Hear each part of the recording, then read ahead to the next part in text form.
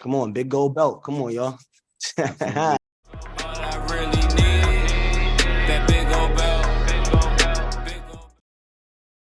Hey y'all, what's going on? It's your girl Amaya Desire, and of course Danny T23 is in the building. What's going on, partner? What's going on, peoples? How we doing? How we doing?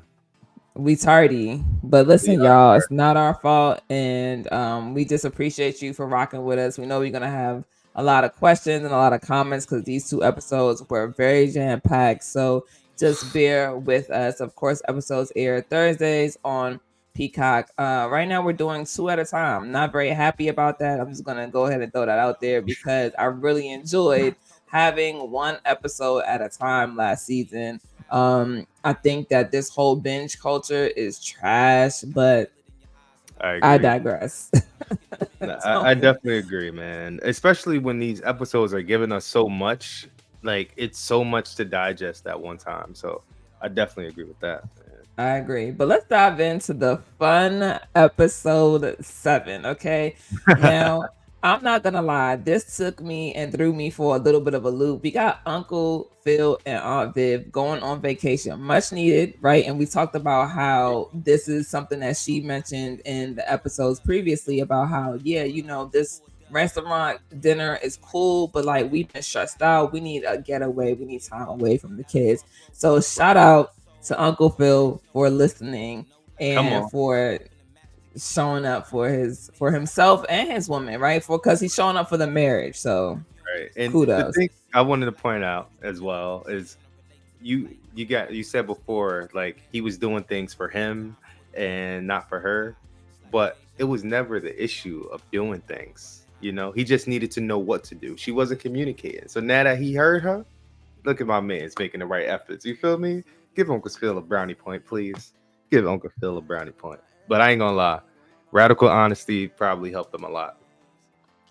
To be I completely honest. agree that the radical honesty definitely helped them a lot, but it's all good. So all right, so we see them getting ready for vacay, and he does. So first of all, just a few things to shout out for him is the vacation first and foremost, but also the mirror work, right? Talking to Come your on. girl. Listen, one of the most underrated things you could do is talking to your girl in the mirror while she's getting ready for anything, you know what I mean? And so he puts her in front of the mirror and he says, look at you, like you're absolutely beautiful. He compliments her on the new hair color and he Right. compliments her eyes, her lips, her skin. Listen, My all I'm man's doing it saying all big, is okay? I need my man to do that for me. Okay. Like give me that as well. But I love that because this is what love looks like. You know what I mean? This is what caring about your partner and wanting them to know that you actually are invested. It looks like. And so shout out to Uncle Phil. So I don't know where they went because, bro, I've never heard of it. Okay, like it was Punta something, but it wasn't no Punta Cana. It wasn't Puerto Vallarta. It wasn't none of the stuff that I'm familiar with. So I was like, maybe that's just the name of the resort, right? Yeah, maybe Um, it's a resort name, I think. It has to be. it has to be. And the reason you So don't know about it because it was nude. So how many new places you know off the top of your head? this is the fact. You know what I'm saying? But I would like to know more new places. Like, no, I'm joking. Listen, I ain't mad at you. No, but So shout out to them for also inviting LaMarcus's parents on this trip as well. Because they've been absolutely. For sure, they definitely did, and I thought that was a surprise. Wasn't expecting that, But then they also run into like their old college buddies. Well, Uncle Phil and Aunt Viv run into their old college buddies. So it's three beautiful black couples out here just living life, living large. right. Um, as we see the scene progress, there's a lot of talk about romance, intimacy, and sex. What did you think about the conversation that Uncle Phil decided to have when he actually shared that him and Aunt Viv were like in a bit of a rocky place? To be completely honest, I felt that's how a lot of guys talk to their friends, man. Like when we have conversations about things that's bothering us, I feel like we just lay it all out. And sometimes we get some things back that we didn't expect. And I think Hmm. that's what they definitely gave him. Like different perspectives, different things like that, because everyone's going to speak from their experiences. They're like, listen, I've been through that too, and now we doing this, or we tried this. It might not work for you, might work for you. You never know. So I did appreciate the different views. I just felt Uncle Phil just kind of threw it out there like left field, though. You know what I mean? Mhm. But sometimes I think that's what you need to do. Like, if you truly want to get like a third party's opinion on like how to advance your marriage in a proper direction, because you see these two couples, they look happy. Yeah, and I think it's more so that just, in that way of having conversation of being honest about, how's everything going with you. Everything does include the marriage, right? So him just Right. talking about that, opens up, and I can't remember the friend's name, but he was wild, right? He was actually in Insecure. First of all, he's always the wild friend. Now that I'm thinking about it, because he was the Yes. wild friend in Insecure, and Yes, he so was. he shares that the wife paid for him to get a happy ending at the masseuse, and then also watched, and I think that this is a very new thing in the last couple of years that's come out to be very like public, not like something that's new. It's been happening, but I think people are more free and willing to talk about it. And I just love that they all shared a moment on, hey, like my sex life isn't where it used to be. These little Viagra pills have been kicking in, and then XYZ around the table, which I thought was really cool. I thought that was funny, okay? Because he said it sounded like a young man's game. He said, "Listen, the only thing you need right here, I got you, bro. I That got make you." the young man game. Listen, it's all right. I respect And it.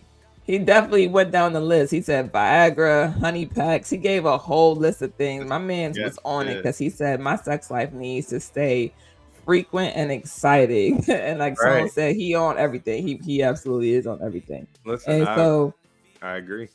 yeah, so we switch over. We go to the ladies now. Are you surprised that Aunt Viv went topless? Not gonna lie to you, I was shocked at both Uncle Phil, and Aunt Viv, because they both struck me as more.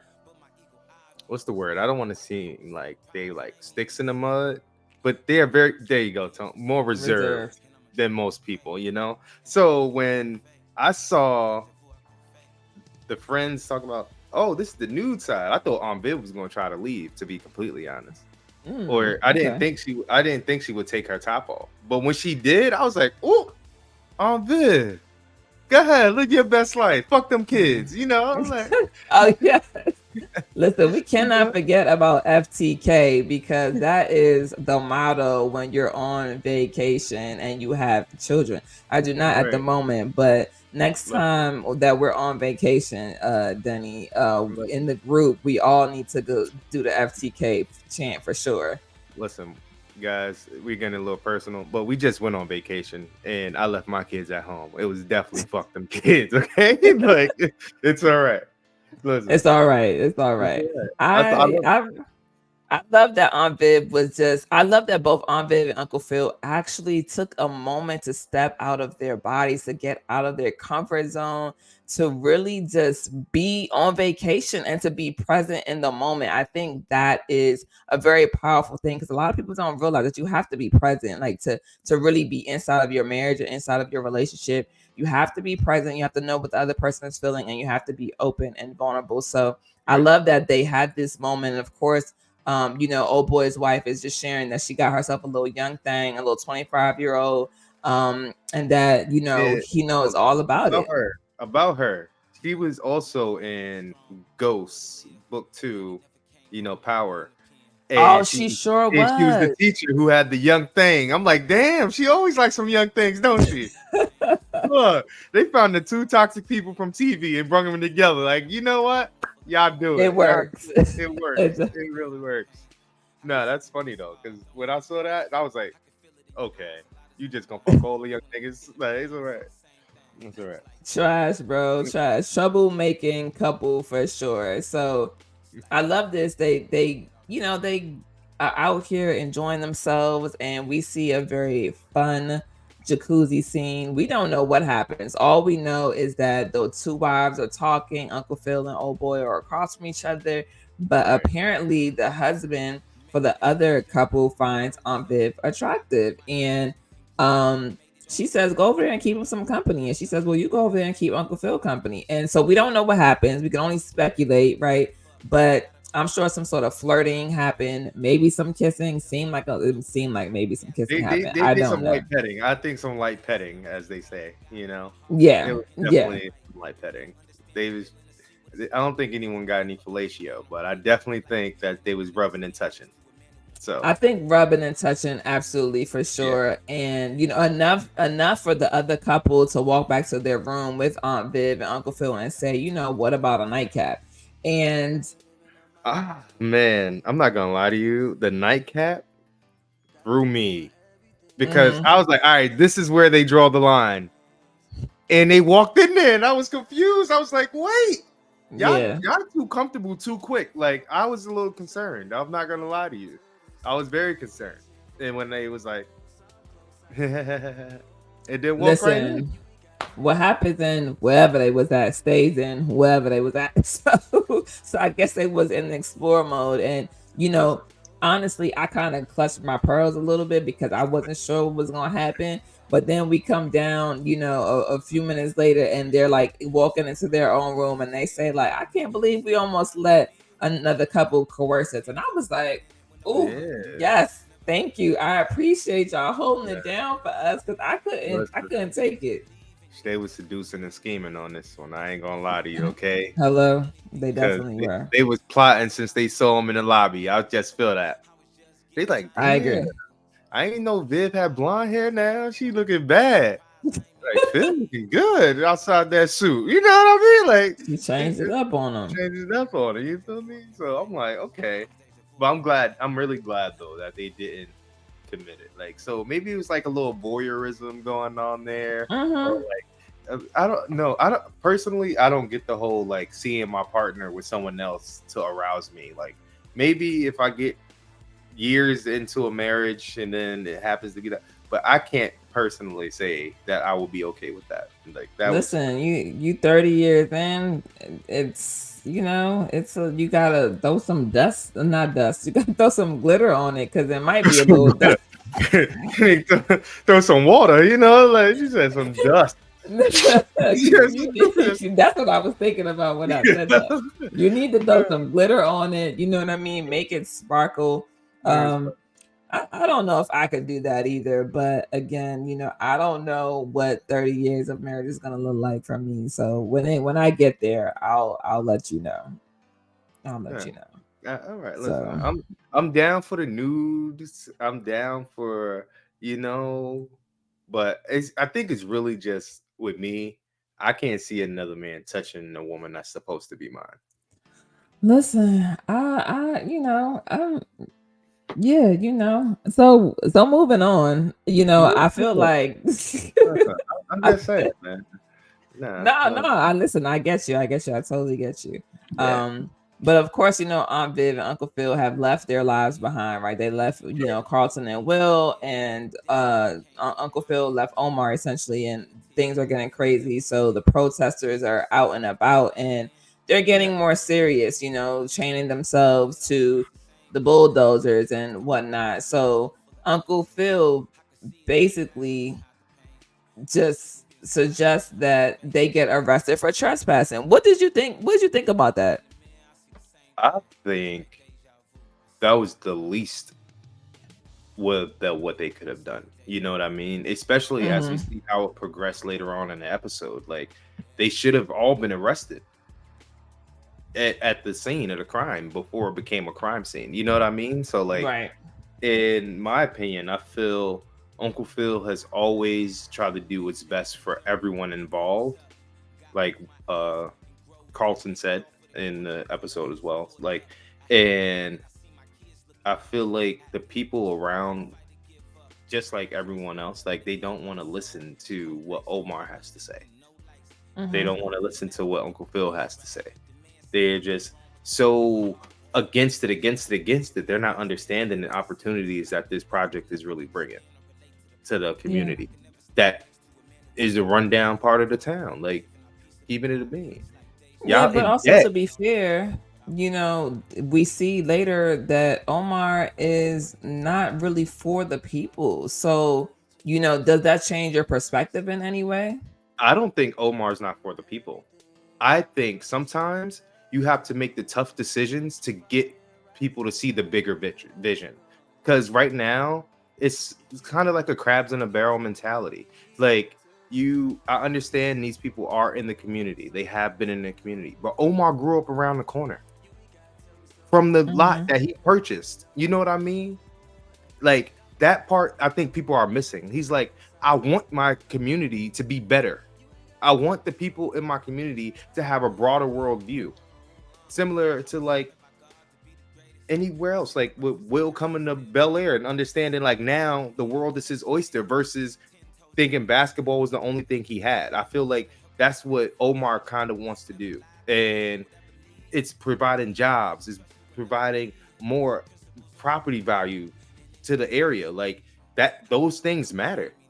I mean, And no, I think agree with you, but I think that, the problem with that is the higher part, right? The higher rents, the higher cost of groceries, the Chipotle and the Starbucks that enters the neighborhood, it brings, yes, it does elevate, but it also costs more. And for the people who are not, the jobs who are not paying more for the right. cost of living, it presents, an issue. And so I do That think that Uncle Phil did the least that he could do, or like the most, so to speak, and the least and most impactful without the least harmful, right? right. Of just having them arrested for trespassing. But as we see, Will goes by to check for Jazz and ends up running into Yolanda having a whole session there to talk about protests. Yolanda Trump gotta go. Listen, Not pack her up. Yolanda Trump. Listen, she inciting riots, OMG. bro, on people property. No, I ain't with it. I am not with it. I feel if Yolanda truly cared about the community, her and Omar would have had a sit down conversation, and she would have been back in this project as well. Because as we learn in this meeting, everyone in here is mad and radical, right? And she's the one in office or running for office. So you should be the one also talking people off the cliff, not inciting their anger more. And that's where I stand with her. Like you're not helping the situation. You're making it worse. Yeah. And I agree with that. Who's going for public office? I feel like you should take your emotions out of things and think more logically. Like, yes, these are inconvenient things that's happening right now. However, it's ways to go about it. You can get petitions signed. You can do this. You can do that. It's other ways. Peaceful protest, yes, that's cool. But once you start chaining yourself to my equipment, it's not peaceful anymore because anything could have happened to any of you on this construction site. And now what? It's my fault because you decided to trespass? Yeah, that's not fair.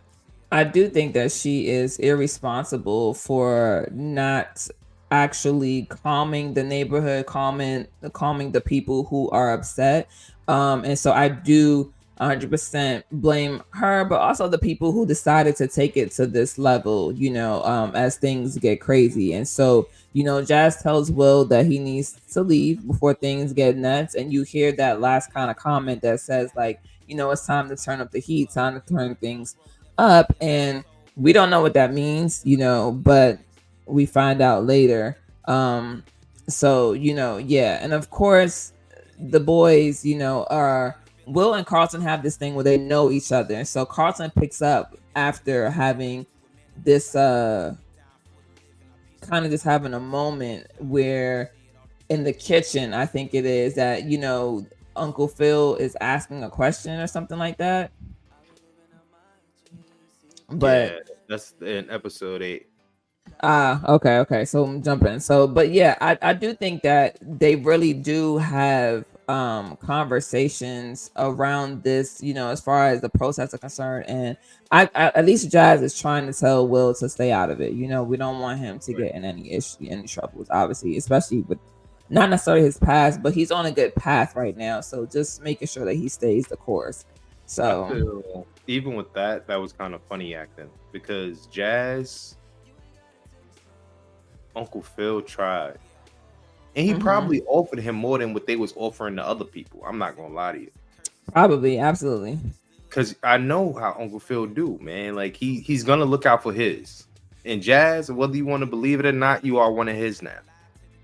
Yeah, And I that's agree what with it is. that. And because before it even got to this point, he offered to give you a business loan to help save Charlie's. But you was in your feelings because Hilary and all this, so you declined it. And now look at you, you're more in debt. You was 3 seconds away from losing your car until Will and Carlton stepped in. Like sometimes you gotta take that pride out. Like it's okay. Like, but also I think that Yolanda was in his ear. Yeah, I agree with you. I think he was considering it, but I think Yolanda got in his ear. I think she is, you know what I mean? And she made that you know how we have the good person and the bad person on each shoulder, right? I feel like Yolanda was more of the bad person in this scenario, and she got into his ear in a way where he's like, nah, maybe I can hold on, maybe I can do this, you know, and make a change. And he's standing for the people. There's a lot of different, I'm sure he has a lot of different emotions when you're talking about your first business and this and the third. But I do think, again, back to Yolanda, she just wasn't a good influence in any capacity in any of these episodes that we've seen her in so far. Right. So, you know, that's just the way the cookie crumbles, unfortunately. Now to the fun parts, the messiest parts. And I mean the messiest part of this episode, which is Will, Carlton, Amira, and Lisa. And that's how it starts, right? But then Will invited Zaire, who was supposed to bring his shorty, showed up with Jackie. And my gosh, the way everyone face dropped. But I want to say shout out to Will though, because although he's called out for being like unproblematic or whatever, I feel he genuinely has no problem like with Jackie. Like I feel like Jackie understand, like, and I did like the fact that he tried to establish boundaries there in the moment. Like, hey, shout out to Will for that. Listen, you the homie, boom, that's what it is, homie. Lisa, she's my girl now, so you gotta respect it. And I respected that. I respected that. Shout out to Lisa even for apologizing and being the big person. In a second though. What happened? I said I'm gonna get to that in a second. I'm gonna get to Lisa and apologizing in a second. Right, because I feel like with that Zaire bringing Jackie, I feel like Zaire should have asked. Especially when it's a separate person from who you told me you was bringing. So now, what if me and Jackie didn't have a good relationship, like she didn't have with some of the people in the house? Right. Like, now it's uncomfortable. But as we continue, with the fun part of the night, because all these people have to be out the house by 11:59, right? So I didn't think so much trouble could happen within like a 5 to 6 hour span. Okay, like that's all I'm saying. It was really a lot. Amira told them to get out. So of course with her messy ass, right, it's heal and reveal. Girl, it ain't nothing healing about this game. This game is trash set on fire. Okay, trash. Carlton said that too. He's like, this game helps people fight. Like maybe like, I don't think it's gonna heal anything, but she opened up a can of worms she wasn't expecting to get hit by. She thought she was calling out Will and Jackie. Yeah, this is true, but does she really care? And okay, so let's go there, right? So you know, Amira is just being messy as hell. Right? They're talking about things that is going on in their life. Initially, people were just talking about the heal, like what's happening in your life that you haven't told anybody, right? So okay, cool. So first jab is, Lisa is going through all this and Will has no idea, right? Secondly, we get down to to them actually asking questions after things are kind of getting a little tense.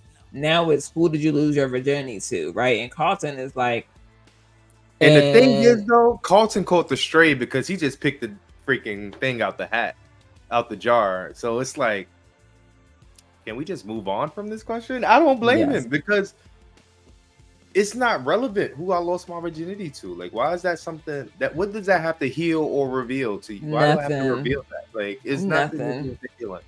And I think Zaire made it even worse. He's like, wait, am I the only one in here that didn't sleep with anyone? And I was like, Yeah, bro, you Zaire keep was throwing messy my with. man Will Listen, under the listen, bus. listen. I feel like Zaire was definitely throwing Will under the bus the whole But episode. imagine having a sober night with all this happening. Like y'all are y'all, at any point in time, if I'm sober and this is happening, I'm like, all right, y'all, I'm out. Because ain't no alcohol involved. It ain't no reason for me to keep going. Okay. There are no inhibitions dropped here. I am fully aware of what's going on. Absolutely not. America to call me everything in the book because she is manipulative and narcissistic. But Yep. nonetheless, right? So they're asking these questions. Lisa took Carlton's virginity. Jackie and Will smash.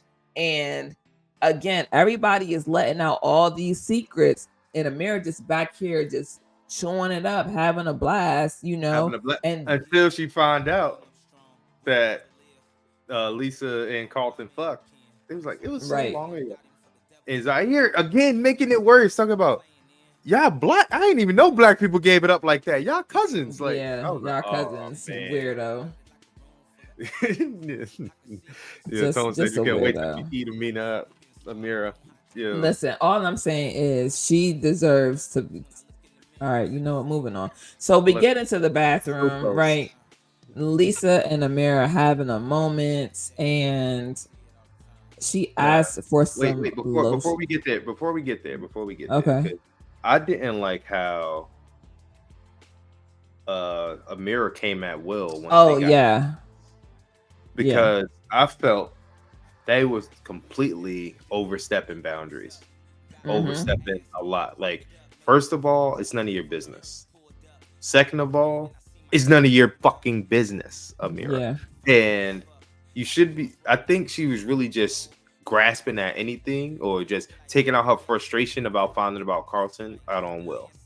Well, I think also she was doing a great job at diverting attention off of her and Carlton, or just her in general, and putting it on other people. That's a fact, because she's the only one who didn't share that night. Absolutely. Now that I think about it, her and Zaire, of course. But that's crazy. That's really crazy. Yeah. Maybe it was a way to deflect. It was absolutely a way to deflect and put Will in the hot seat, because she, you know, again, like I said, narcissist, messy, and have to be in control of everything, wanting to make other people look bad so you can look. This is literally like textbook 101, right?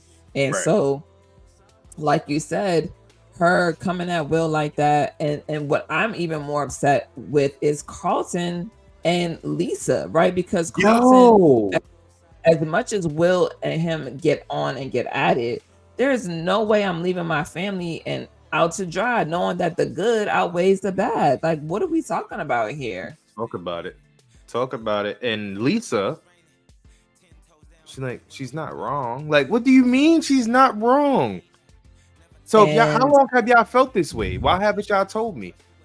That part, that's what I'm more upset about. And I'm more upset that Lisa had the audacity to say, like, oh, I do often push the things down I'm going through so that we can deal with the things you're going through. Pause. Did I ask you to do that? Because I don't recall Will saying that you need to push down what you're going through to deal with what I'm going through. Like, again, and I do think that this is something that people do in general. When people are asking you, how are you doing? What's going on with you? That is an open-ended question to say what's actually going on with you. Now, if you choose to decide to not talk about what's going on with you and to indulge in what's going on with me, that is your choice.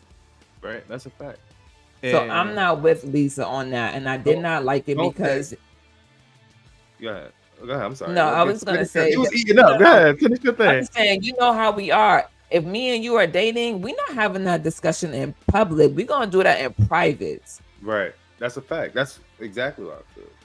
And Tone said Carlton always tells Will, but I feel like when it comes to Carlton and Will, those conversations happen frequent enough for Carlton not to call him out on it, if you know what I mean.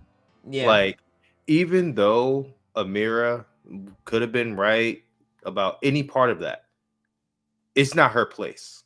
Mm-hmm. And I think Carlton should have really kind of nipped it in the bud. It shouldn't have went as far as it did. Like, Absolutely Amira, not. this is my cousin, you're overstepping.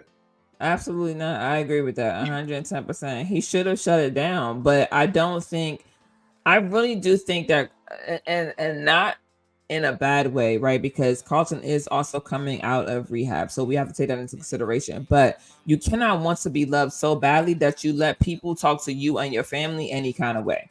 So Yes. I'm not for it. And like, she didn't share all night. She literally concocted this thing to be messy for everybody else, so that way she can do exactly what she did, which was then instigate it and throw gasoline on everything. So now everything is aflame. And my question is, would this have still went that way if Jackie didn't show up?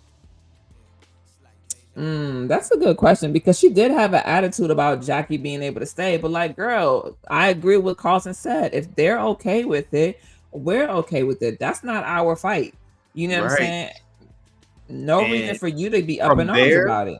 And from there, that's what made it weird to me about Amira keep attacking Will. Like, that was the catalyst right there. Jackie being there was the catalyst. So if Jackie wasn't there, do you think that it would have continued? I don't know. I'm not sure. But as we continue on, now we get to Will and Lisa in the room talking about whatever. And I didn't like the way that conversation went either, to be completely honest. Because it was like, yo, regardless of what we got going on, I would never let anyone try to talk to you like that. You know what I mean? Of the way I felt the conversation went. Like, it was crazy. But I did like the fact that Lisa did try to talk to Amira about it, but I didn't like the fact that she let it go so quick. Yeah, I don't think that she should have let it go so quick. I think the conversation between Lisa and Will needed to be a little bit deeper, but also let's not forget that these are teenagers, right? So that also is a thing, you know. They're having these conversations, but so they're not fully emotionally equipped to handle certain things the way that we are. So, you know, we have to take that into consideration. But they doing coke. But you're doing coke. You're doing coke.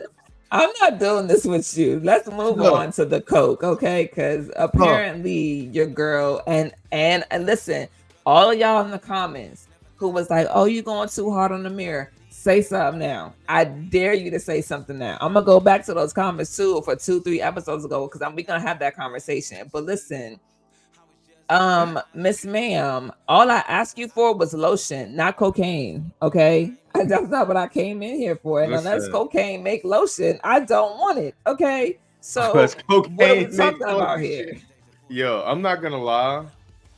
Seeing the cocaine in the bag, I wasn't shocked, to be completely honest. Only because of how she showed up when she was supposed to have come to dinner. So I'm like, she's clearly doing something she ain't got no business. And she keeps using terminology like our next high. Listen, as soon as she said she was a repeat offender, that was your ceiling point for her. Actually, I think that was the ceiling point. That was the ceiling point. But I really feel like it was the doubling down with the same lie for me, though. Talking about it's the anniversary of my sister's death. I can't wait for that part to come out later on. Hello, because it's gonna come out. It's got to, especially. Oh my god, because Carlton, he's one of those people that, like, you love him but you hate him at the same time, because he's so smart he's naive, you know, like it just sucks. Like it definitely brings back the fact that they are teenagers in high school going through this. So like, I guess, but nah, Carlton, you gotta, Yeah. man, you As gotta see the soon sign. as that lie came out her mouth, I said, and this is why I don't like your ass. And this is why I was with Aunt Viv halfway, because she figured it out. Her intuition. As soon again, like I said, we don't want to call a spade, but you tell me you're a repeat offender, we got issues. Okay, we got problems. Aunt Viv said, "Oh, honey, you need to worry about yourself," and let Carlton worry about himself. And quite frankly, I'm very I just think that I can't believe Lisa would put his sobriety, right? For real, on the line, because you have a duty. Like, girl, I don't know you from a can of paint. Okay. We only been friends for 5 seconds. It don't count. I'm snitching. You and Carlton grew up together. You feel me? Like that is an obligation. So when she asked Lisa to not tell Carlton, that right there sent me in a freaking frenzy, because I was like, and Lisa, you're gonna say okay? What do you mean? What do you mean? We all in the house, we would have been having an intervention right then and there. Right then and there. But I think what deterred it though was the, oh my god, it's the anniversary of my sister Jeff, and we're so close, and this and that. And I'm like, yo, I would have been like, Carlton, it's the anniversary of your girlfriend's sister's death. I think you need to come be with her. Yo, you gotta be poking here. Like, I'm just saying, man. Like, it gotta make sense. It has to make sense, man. She's got coke, Carlton. Like, no, like, come on, Amira. Oh my gosh, listen. Lisa is definitely like a pushover, like Tone said. Then this is kind of the point of what she was doing with Will too, is like suppressing things to make people feel better, but that's not okay. It's problematic. It's very problematic, and it doesn't end good in the long run, because you know it just when you hide things, especially things that people need to know and things that people didn't ask you to hide, like, it's problematic. It's always going to be an issue. Right. And for me, like, if you said you're a repeat offender, cool. I was like, you know what? Maybe life happened. I wasn't judging her right away. It wasn't until Spencer said, I do know you, that made me like, oop, never mind. She's doing drugs again. I know. No, she's doing drugs again. Listen. We gonna this is gonna come back, okay? Because round 2 on this, because as we move into episode 8, you know, this episode 7 ends with the protests taking matters into their own hands, things getting crazy. Will, you know, we're not sure if he is or isn't there, but all we know is that Jazz is there, and Jazz is watching them light a flame to the trailer.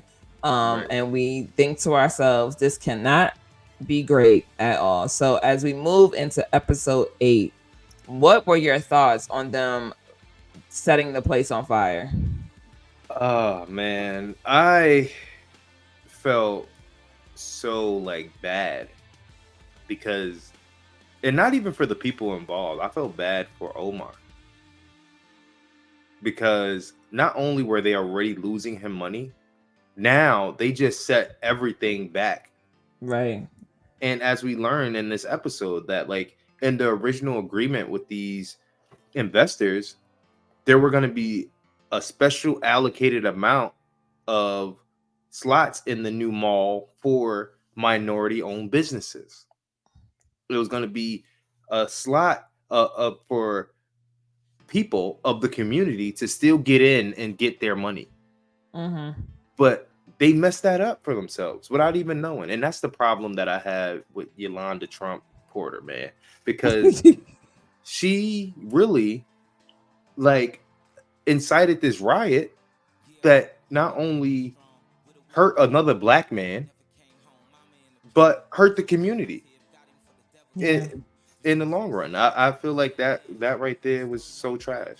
The fact that Jazz was there pissed me off, but I already anticipated him being there. Yeah, But me it too. was but once it went that far, and he was like, "Why didn't you? What? Who told you I was doing this?" Like, no, you can't pick and choose what extreme you're gonna be on board for, because at Yeah. any moment anything could take a wrong turn for the left, and now you're a part of it. Right. And Yeah. that right there is something that he's gonna have to learn a lesson from. I feel like I didn't expect Will to be there though. I thought that mask that we saw at the end of the episode 7 was from the box that Lou had. I thought it was the Lou mask that he stole when he robbed the dude from me. I thought it was too. I mean, I wasn't expecting Will to be there either, and I think that we can just wrap this particular topic is that we find out that not only is Will there, right, but he gets called in. Well, they have a conversation over during breakfast, right, and Carlton is like, well, yeah, Will knows Yolanda, right, because like you went to that meeting and such. And he's like, oh, I was there passing through Jazz's shop and I saw it happening. So I decided to stay and figure out what was going on. So he goes in there, he's sitting down with Lisa's dad, who is now the DA, because he wasn't a DA before, if I remember correctly. He was the first season he was going for DA. Okay. So so we see him in there having the conversation and he's giving tidbits, but then he's trying to get in contact with Jazz. We find him like grabbing the mask and getting caught by Carlton, who doesn't see the mask, but he's just like, what's happening with you? And Will explains that like, well, I'm not straddling the fence anymore. I decided to pick a side and this is what I did and where I went. And I'm not mad at Carlton, for being like, yo, you put in everything we worked at this summer in jeopardy, because he did.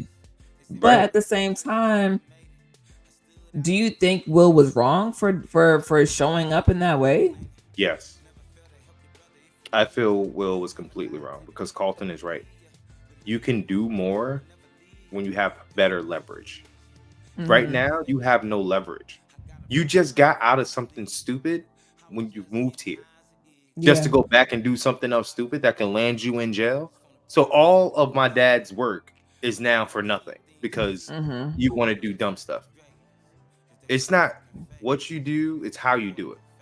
Yeah. And I feel like Carlton was right. He said, listen, I'm going to ride with my dad because my dad is usually on the right side of history.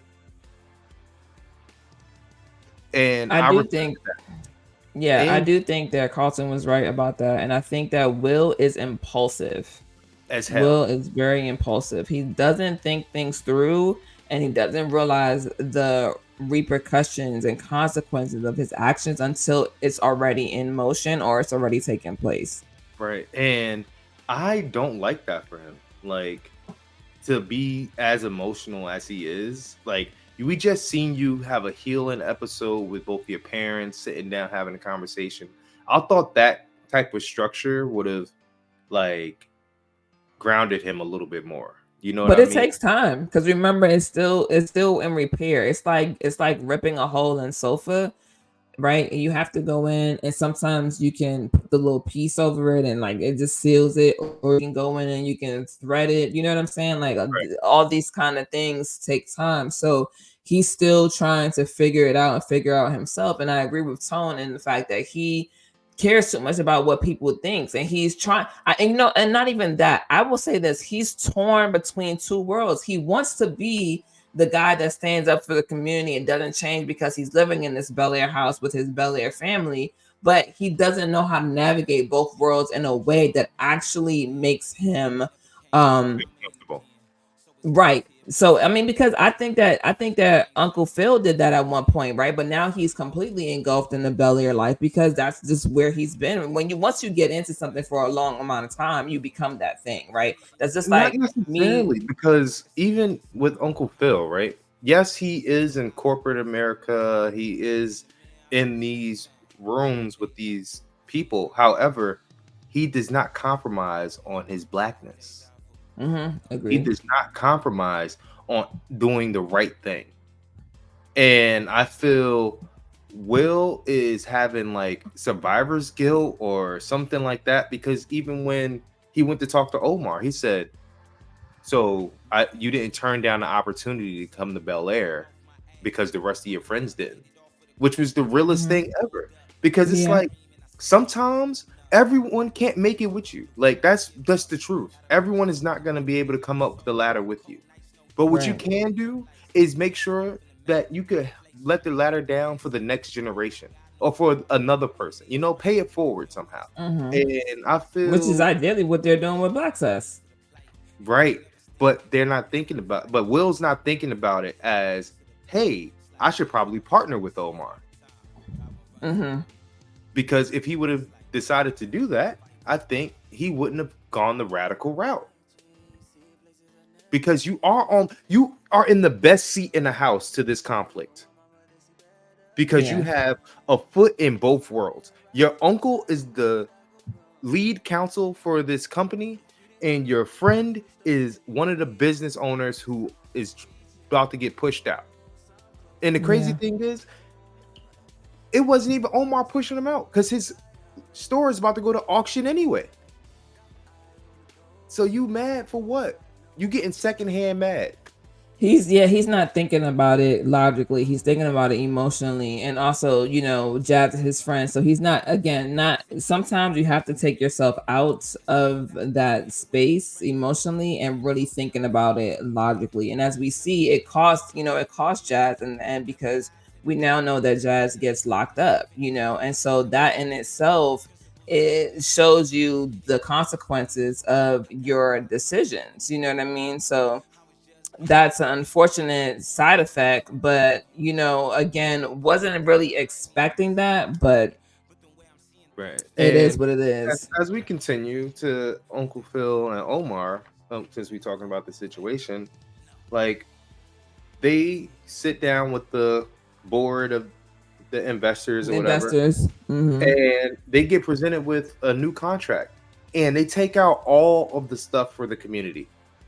They take out all of the stuff that was written to ensure the success of the project and the community. Uncle Phil and Omar pissed because they're like, Omar's pissed for one reason, Uncle Phil's pissed for the other. Like, Omar's pissed because not only did he feel like he lost a lot, especially thanks to Yolanda, but he's not going to be able to fulfill his true vision. But I also feel like Omar is at the point now where he's like, I tried to help y'all black people and y'all spit in my face, so y'all get what y'all deserve. And I'm still going to get my money. I think that essentially he has a right, obviously, of course, to be upset. But I do think what Uncle Phil was mentioning, probably like episode maybe 4 or 5, and he's saying having an open forum, right? Because if they don't know these things are happening, then that also isn't helpful, right? Because if you come into the neighborhood and you're like, hey, I'm getting ready to put this Starbucks right here, but then these 14 spaces are specifically for black owned businesses. That sounds completely different than, hey, I'm just coming in here to put in this Starbucks. Because now you're like feeling upset because how can you say you care about the community, but this doesn't look community related? So I think that Omar also ego too much where he couldn't listen to Uncle Phil because Uncle Phil is equally as powerful as he is. And I don't think that they actually had a real conversation that they were willing to really listen to each other, but more so Omar willing to listen to Uncle Phil. I feel like to some extent that holds some weight, but I also felt like Omar felt I don't need to give anyone an explanation, and which is true, not true, because although you are from this community, these people clearly don't remember you being here. And it's not even an explanation. It's if you want if you are saying that if somebody accuse you, right? Like somebody accuses me of kidnapping a little boy, right? And I'm like, I didn't kidnap him. He was lost. And then I took him home. If they don't know the whole story, they're only getting one portion. They're going to assume. So now I need to come out and say, hey guys, I know you think I kidnapped him. I didn't. Here's proof. He went home and XYZ, right? Then it's done with. But I think him not having a conversation is why they kept protesting, chaining themselves. Everything kept escalating when you could have just really had a conversation, and which is why he's. How do you have a conversation with people who's yelling at you? That's why Uncle Phil suggested the open forum. That would have been a way, and then it could have also exposed Yolanda. So he needed to think about this in two parts, right? Because she is very much so part of the problem. But if you're not in a space that can catch her in her lies or catch her in her mess, you essentially are always going to look like the bad guy when technically you're actually not the bad guy. So right. I think he did himself a disservice, which in turn, Uncle Phil has a moment where he talks to Aunt Viv about, everything that's happening. And she says, you won't sacrifice your values. You're not going to be the person to overlook what's doing right by the people, essentially. And so he decides to drop Omar as a client, and so I'm not surprised at this outcome. I knew that this was going to be the outcome all along. I didn't know that the conversation after Uncle Phil read through it had the tabs in it. I think Omar just was done. He felt defeated. Honestly, I'm not gonna sugarcoat it. Fuck them people. I just need to get my money and get out.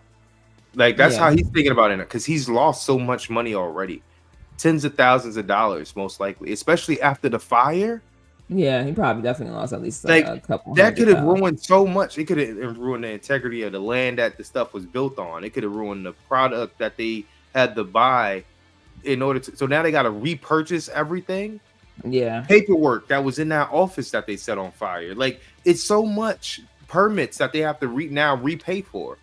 Permits that they have to now. Who knows how long this project is going to take now? Now they set them back. The protesting probably set them back a couple weeks. This probably set them back a couple years. Yeah. You know what I mean? That's all I'm saying. At some point you gotta cut the ties. And we know Omar's precedent is really, listen, sometimes you gotta just let people know everybody can't make it with you. Right. Yeah. And he tried to bring people with him, and they messed it up. And that's why you can't always that's why you can't be looking out for people all the time. And that's what he was just trying to say. And I think Omar was within his right to be like, you know what? I'm gonna just take what they giving me, because my share of the money is still my share of the money. Yeah. Everything else was just a perk to help the community in which we were building in. How many malls are in people's community right now that they don't care about minority-owned businesses?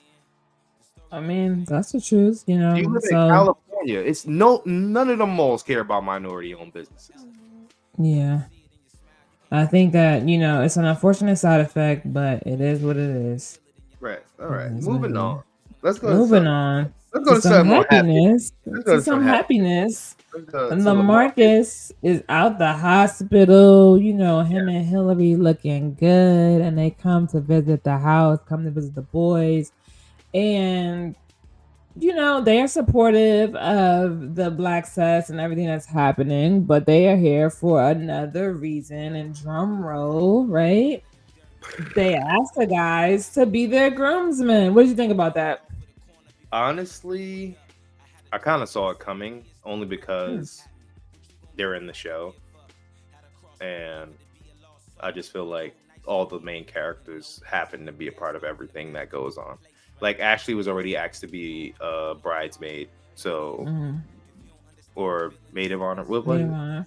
Maid of honor. There we go. So it wasn't too far off. You know what I mean? For them to ask Will and Carlton to be in the wedding as a groomsman. It's not if you would have asked one of them to be his best man, then I would have been shocked. That would have shocked me. But a groomsman? Yeah. A groomsman, I could see.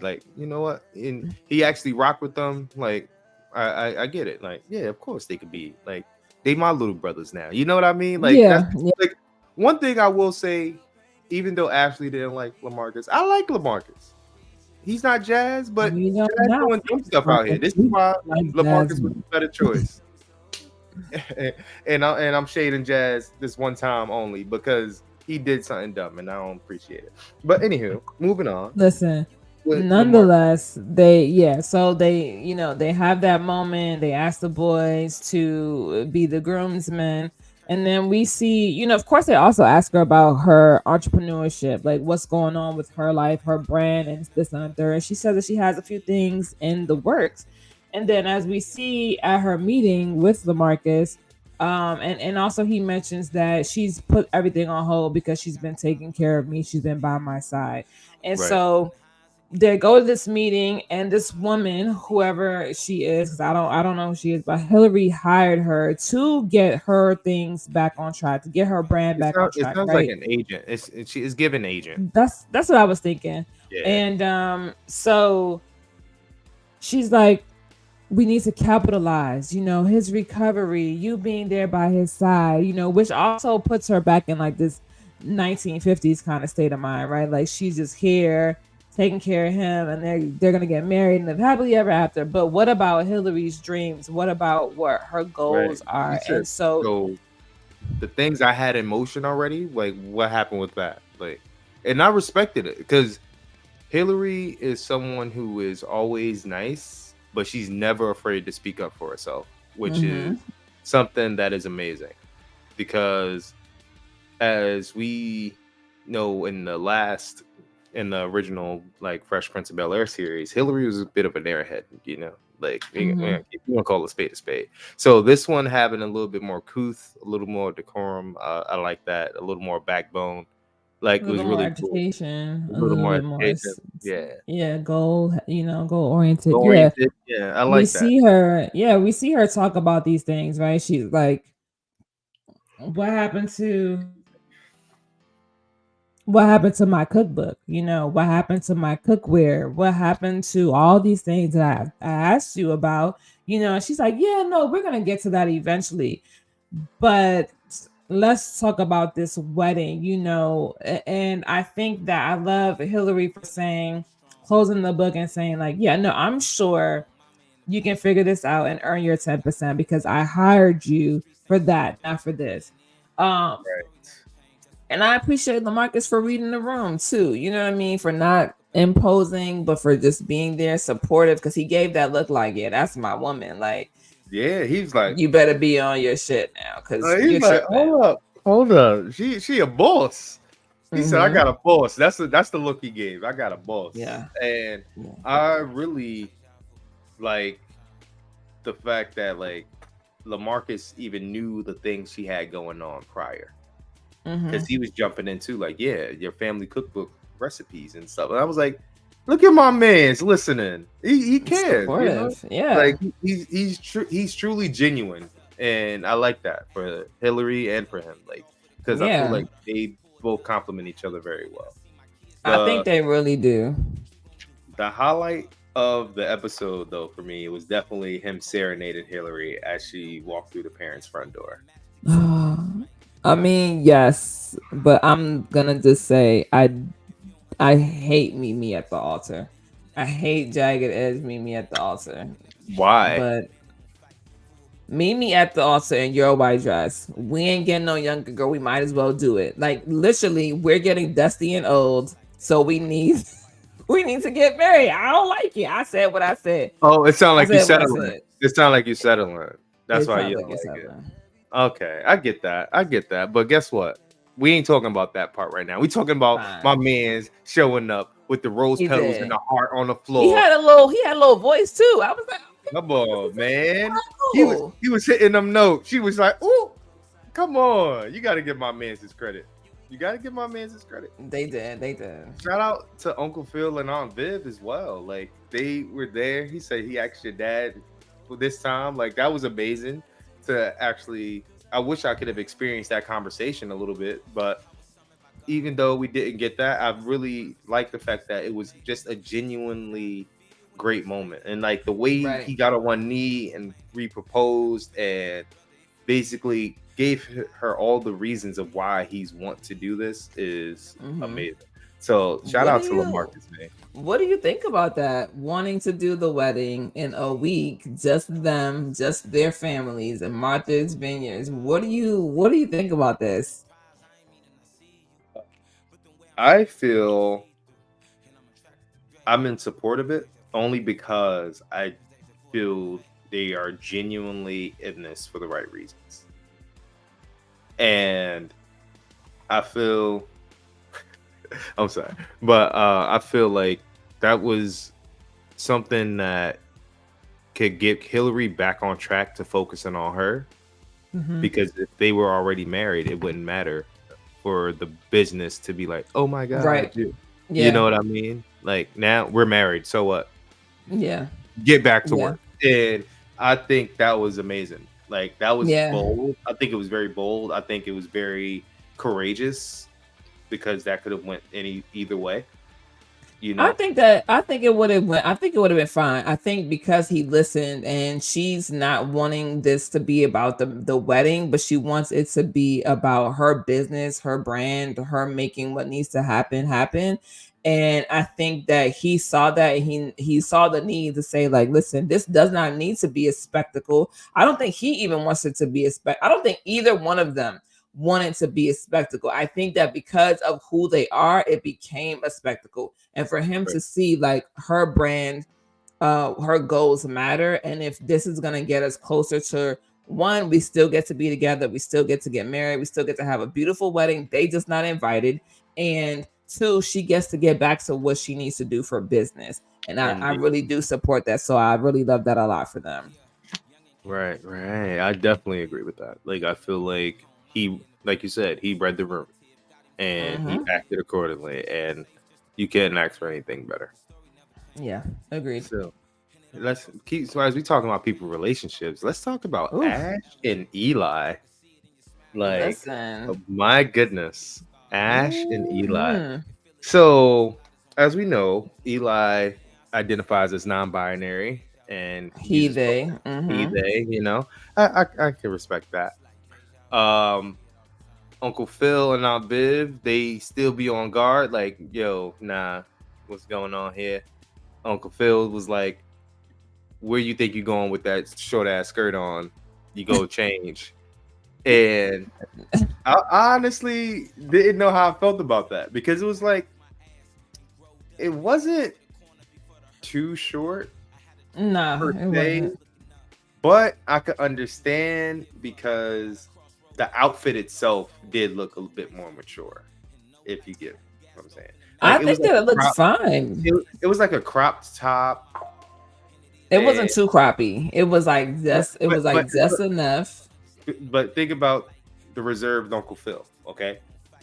Listen, I am in full support of Ashley because I need to say this, and she said it, and it's a very real statement.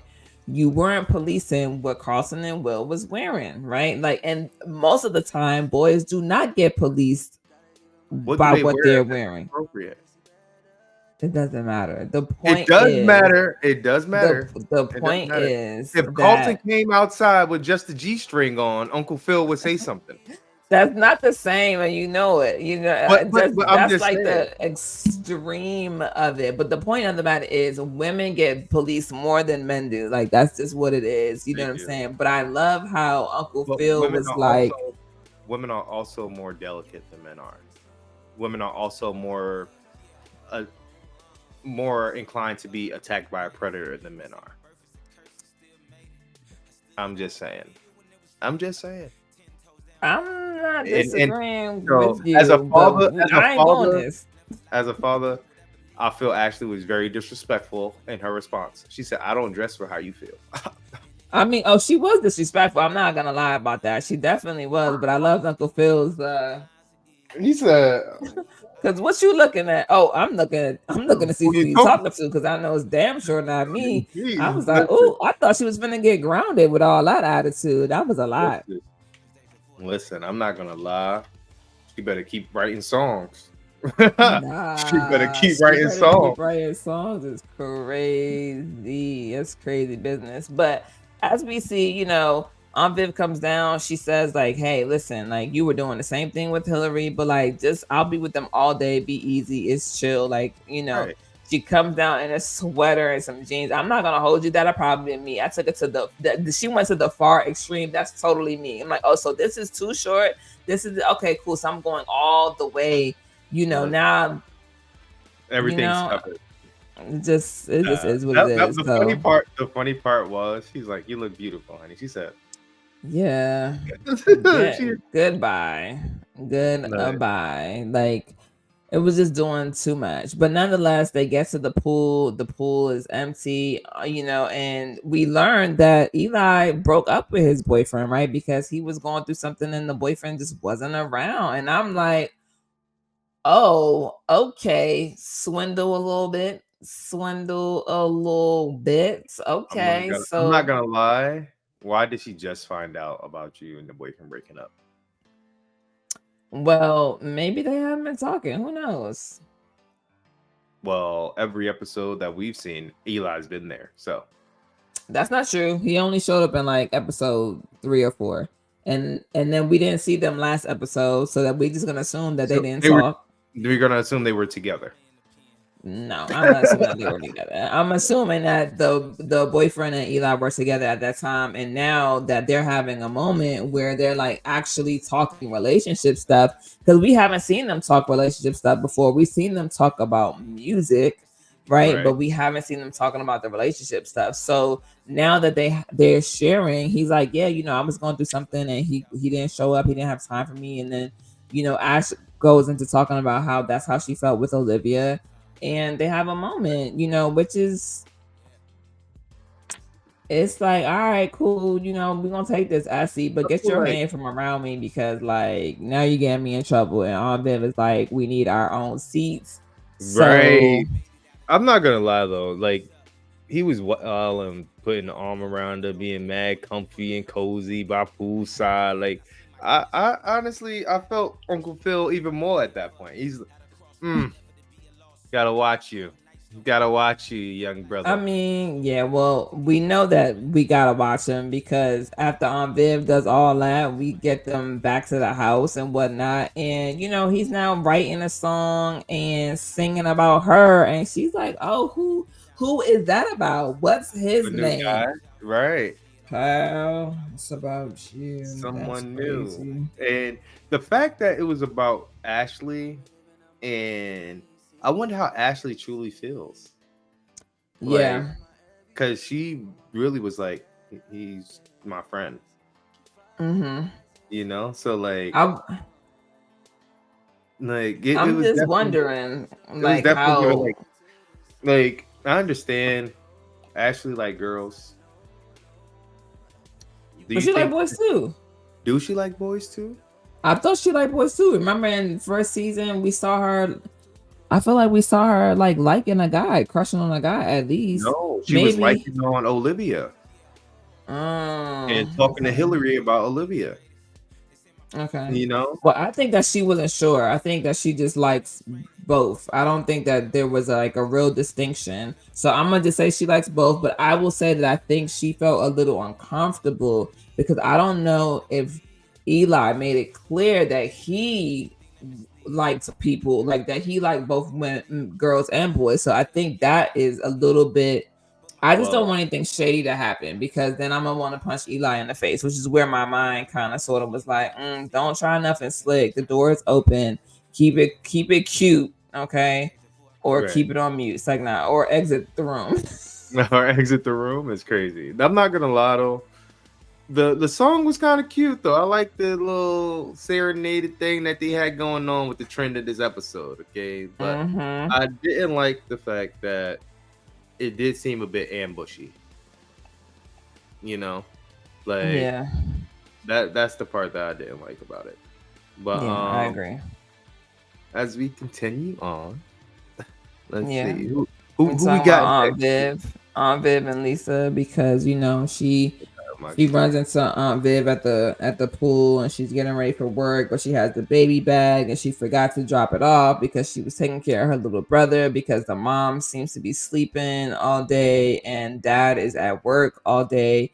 And of course, we all know what this is, right? This is leading to the conversation about postpartum depression because the mom is sleeping Right. while the baby is crying. And so, Right. she shares with that with Aunt Viv and just ask her, to have a conversation with her dad if all possible. She knows that's asking for a lot, but and Aunt Viv being Aunt Viv, she goes to have a conversation with him.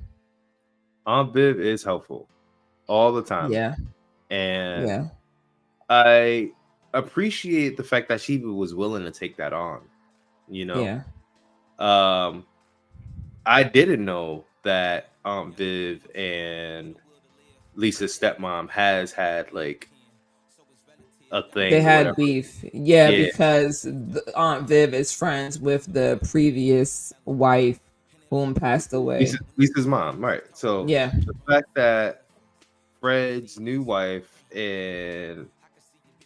has no shock to him that Viv is saying these things, like, because as we know, like, Viv goes to talk to Fred and like kind of tries to offer some type of assistance, some type of help, and he takes it completely wrong because of things she probably have said in the past or things that she might have not been as supportive of. You know what I mean? So right. And I felt that conversation had so much potential and it didn't land anywhere because of emotions and feelings versus the bigger issue, which is helping Lisa be less stressed as a high school student. Yeah, I agree. I think his ego and his pride of wanting to say that I got it, like I got this, I can take care of my family, you should take care of yours. I think it was just shady for no reason. She clearly said, hey, I'm not here for that at all. I didn't mean that if that's what you thought. I know it's a thing or two about postpartum depression when it comes to having a kid, XYZ. And also, like, this is about Lisa. And so for him to not even care enough to want to talk about his own daughter and the possibility that his wife could be going through postpartum is part of the problem, essentially, of why they're both in that space, to begin with, because you put your work first and your children are suffering, your wife is suffering for that. So I do think that the conversation could have been much better, but based on his attitude and who he's been in the past, I was not surprised that it went that way at all. Yeah, to be completely honest, that's very true. Like, he's always been like a person you gotta keep an eye on. I don't know. I don't like his character. I don't want to say I don't like him, but I don't like his character sometimes. He plays his character very well. Yes, he does a great job because there was no reason to get defensive in that moment. However, I guess I can understand / can't understand because no one wants to feel like they don't have a grasp on their family or got control of the situation, especially when you have pride and this and that. So I get that. But what I don't get is you're missing the fact that your oldest child, your firstborn child, is struggling and needs help with a baby that she didn't conceive and or birth. That part. That's my issue. Like, you're talking about, I got it. You're okay with your wife sleeping all day and your high schooler using her summer baby. Yeah. to take care of a baby, go to work, and go to swim practice. How is she ever going to accomplish her goals if she's too busy dealing with your, I don't want to say mistakes, but dealing with your decisions, I should say. I get that. That's trash for me.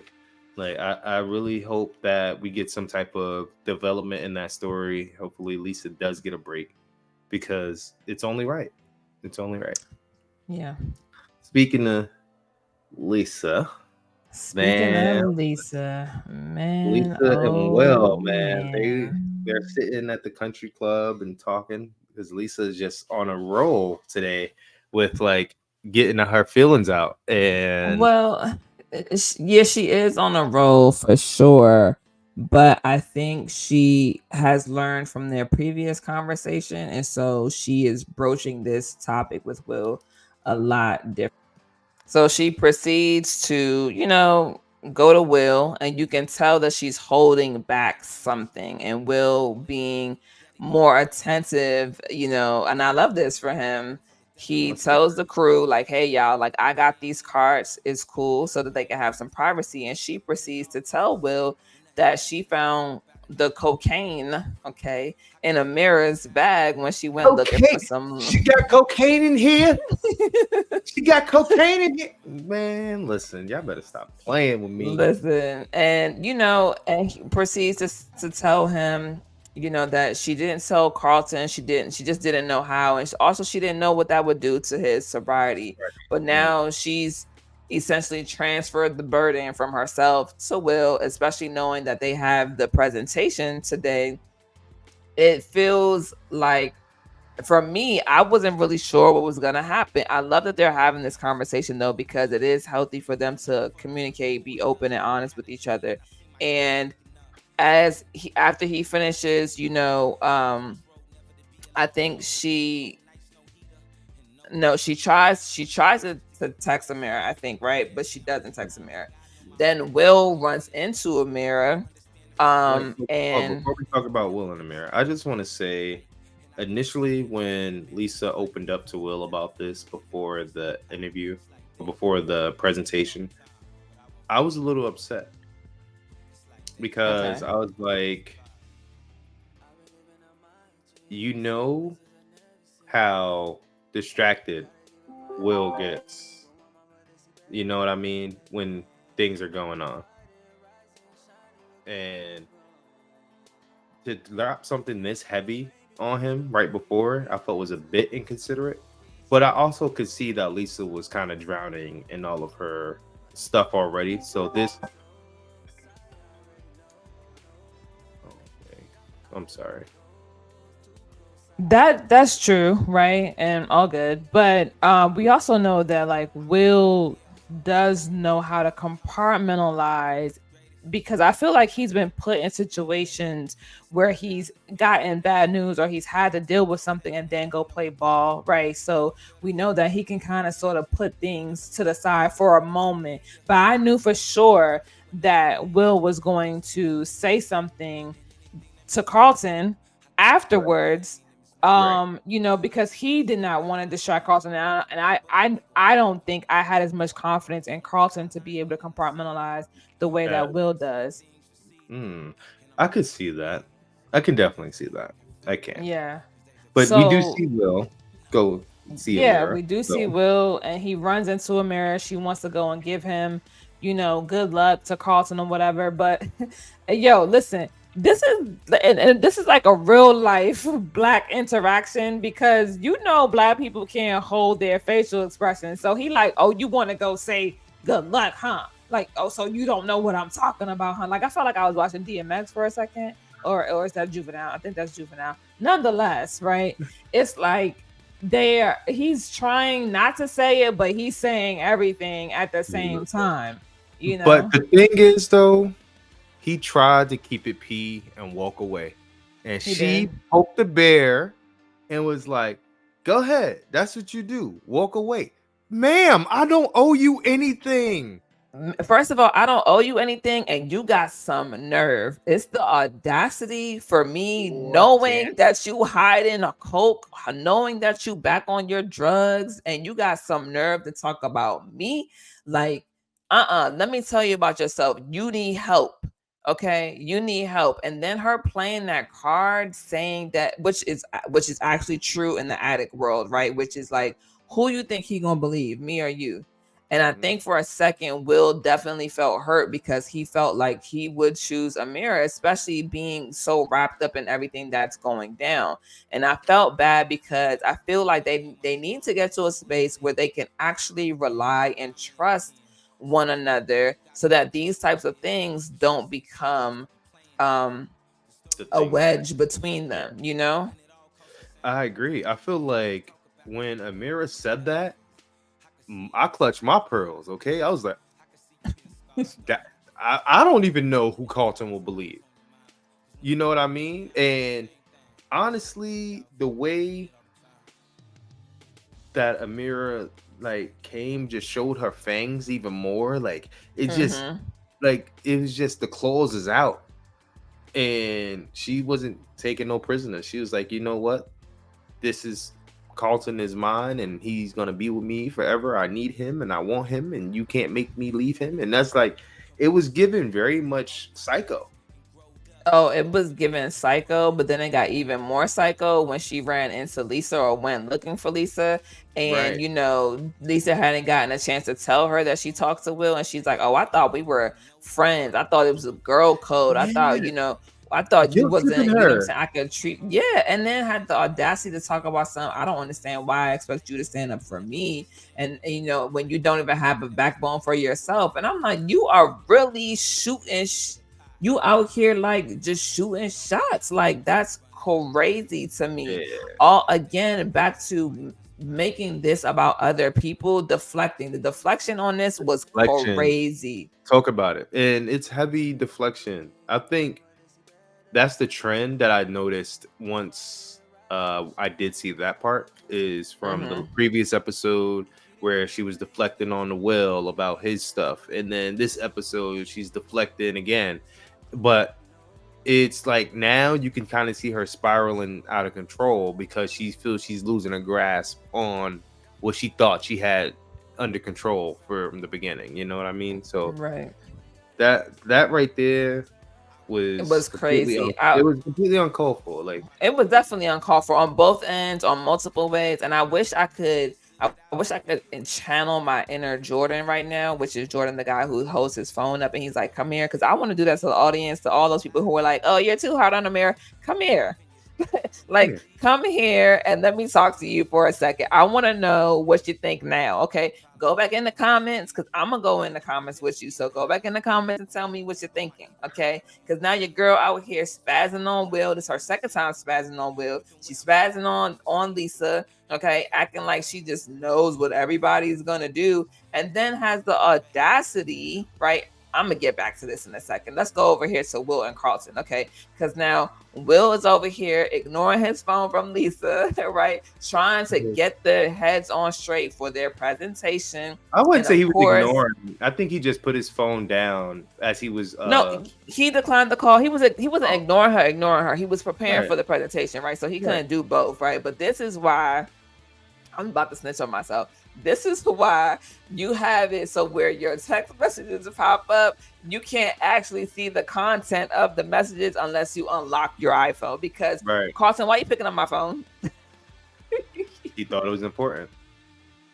Listen, he thought it was important for sure. It was important because he's like, well, what did you say to a mirror? Zero. You see what I'm saying? Right. Like, what's And the going thing is, on? the thing about that is too is like when Will first got there, Carlton was like, "Have you seen Amira? Like she said she was gonna be here."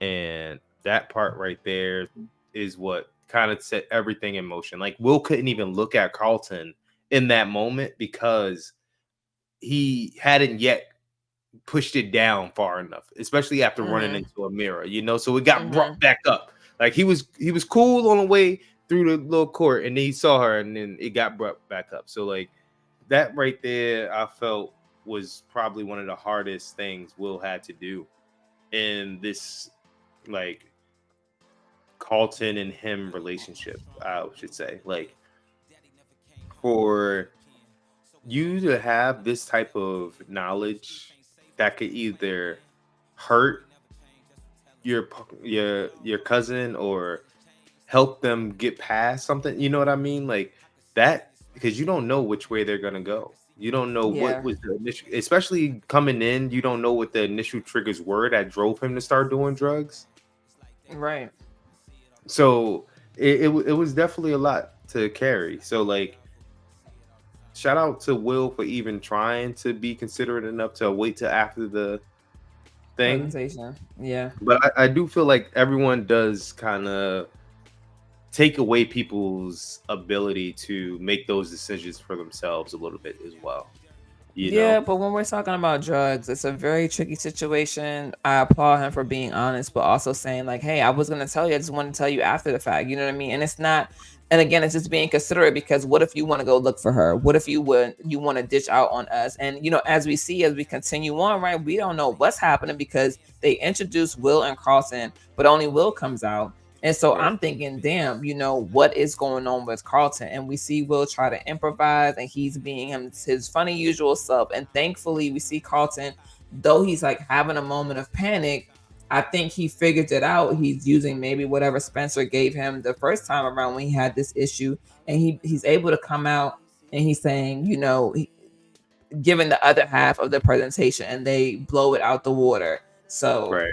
And honestly, I want to say shout out to Carlton for sure, because as we all know, he views this as his last chance.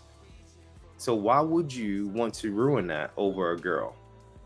And I'm glad he absolutely. didn't allow that moment to shake him up too bad that he couldn't perform the way that they needed to perform. Yeah, And I agree. he stepped up in a major way, and I think it even shocked Will at how much he stepped up in that moment.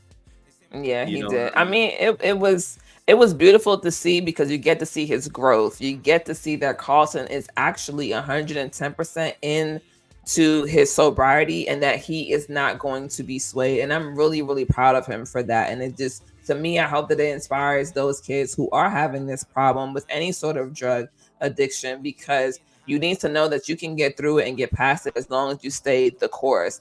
And so as we see that, they end up nailing the presentation, and then him, Lisa, and Will all get together, and they're like, "What? Why didn't you guys tell me? XYZ." And he's like, "Well, where is she now? Because we need to talk to her." And he pulls up her location.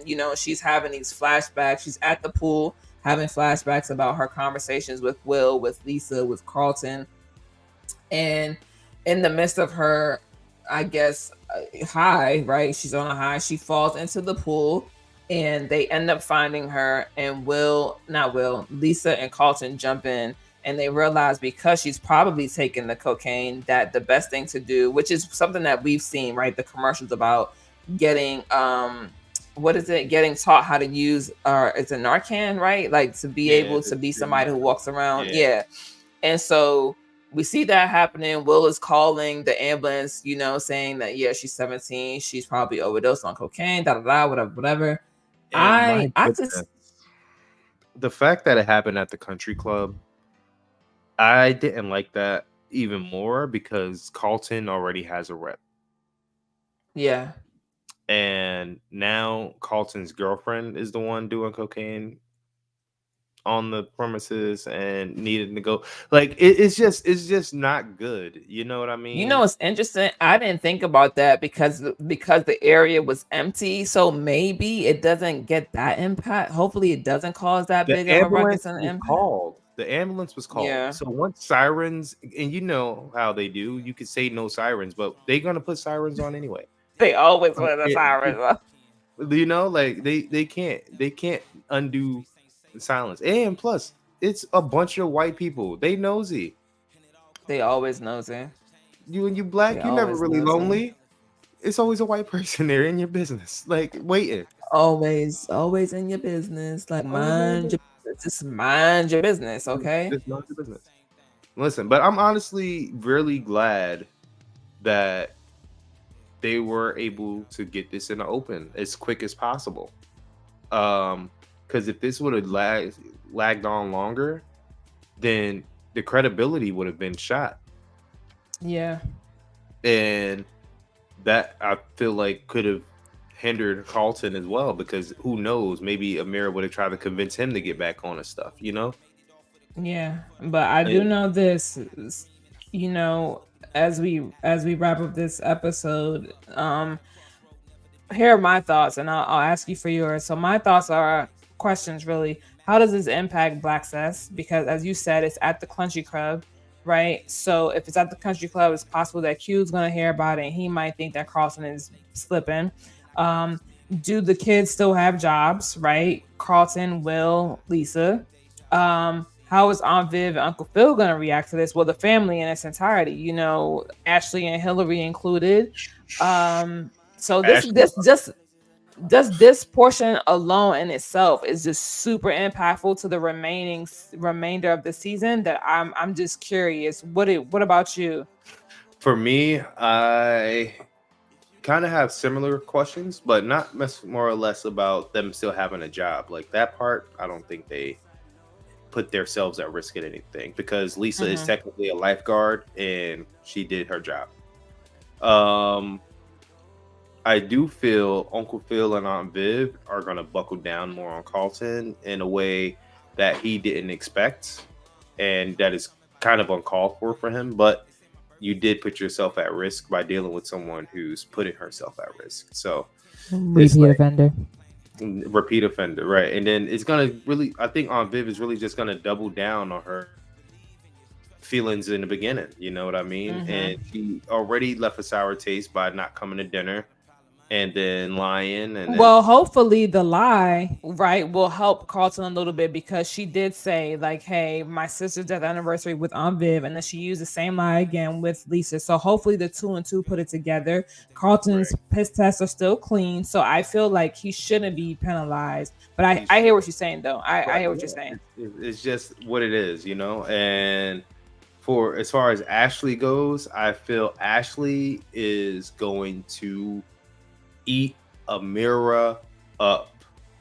I feel Ashley and Amira are gonna have a conversation for the first time in the series.